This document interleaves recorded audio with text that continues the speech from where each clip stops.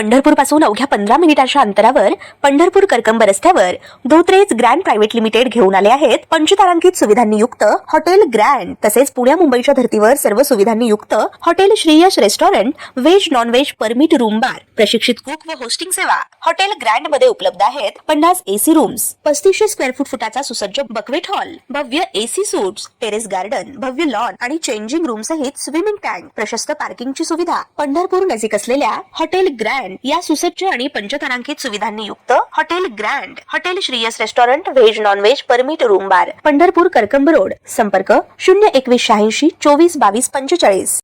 ताज्या घडामोडी पाहण्यासाठी आमच्या YouTube चॅनलवरील PVR म्हणजेच पंढरी वार्ता या न्यूजला सबस्क्राईब करा आणि शेजारील बेल आयकॉनवर क्लिक करा.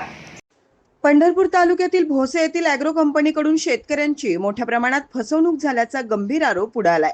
या प्रकरणी करकंब पोलीस ठाण्यात तक्रार दाखल करण्यात आली आहे. संबंधितांवर कठोर कारवाई करण्यात यावी अशी मागणी शेतकरी कृष्णा बोंगे यांनी पत्रकार परिषदेत केली आहे. भोसे ॲग्रो कंपनीचे अनवर शेख तसेच वैनगंगा कृष्णा ग्रामीण बँक यांची सखोल चौकशी करून जबाबदारी निश्चित करावी अशी मागणीही यावेळी करण्यात आली. शेतकऱ्यांना 1,40,000 रुपयांचं कर्ज मंजूर केल्याचं दाखवलंय, मात्र प्रत्यक्षात शेतकऱ्यांच्या हातात फक्त 70,000 रुपयेच देण्यात आल्याचा आरोप करण्यात आला. उर्वरित रक्कम फेडण्यासाठी कंपनीलाच दूध देण्याची अट घालण्यात आली. कर्जाची परतफेड दुधाच्या माध्यमातून होईल असं आश्वासन देण्यात आलं होतं, मात्र प्रत्यक्षात कंपनीनं दुधाचे पैसेच दिले नाहीत. आता या प्रकरणाचा सखोल तपास करणं हे पोलिसांसमोर मोठं आव्हान ठरणार आहे.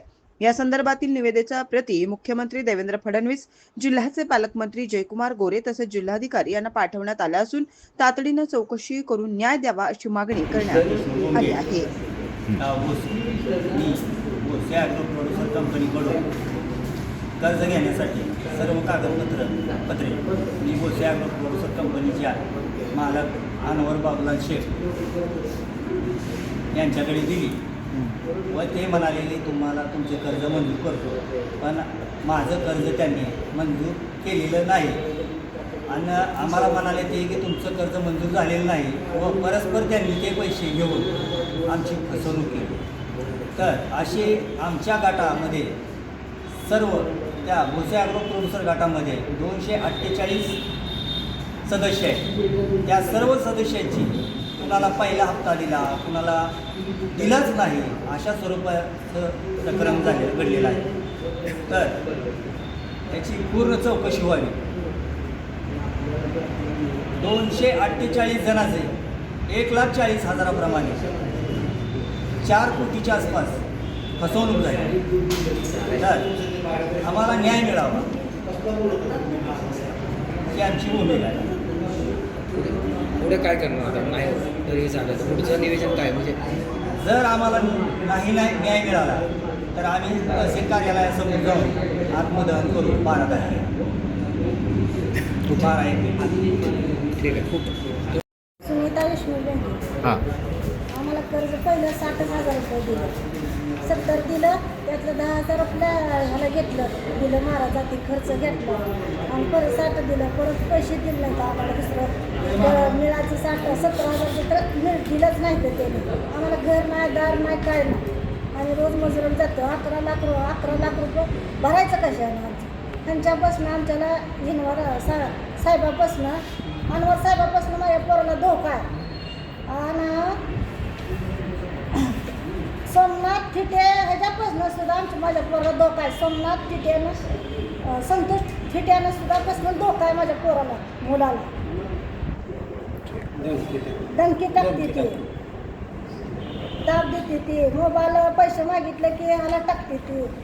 बंद पोलीस स्टेशनला हे केलं सांगितलं नाही का? मी पोलीस स्टेशनला सांगितलेलं आहे. हां, परत ती बघूच म्हणते, ती काय सुद्धा इलाज नाही ना, गपची बसली, मोबाईल बंद करून टाकते. असं याने गप बसा वाटते त्यांना समजायला. हे प्रकरण दाबण्यासाठी त्यांनी बरंचसं करावं लागेल. काम चालू आहे त्यांची.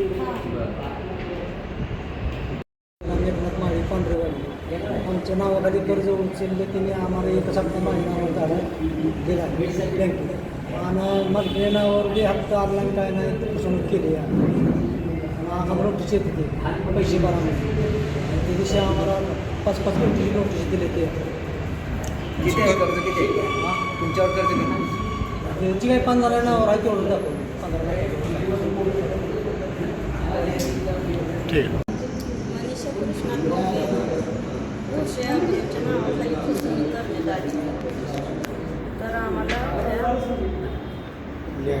न्याय मिळावा एवढीच आमची अपेक्षा. बोलणार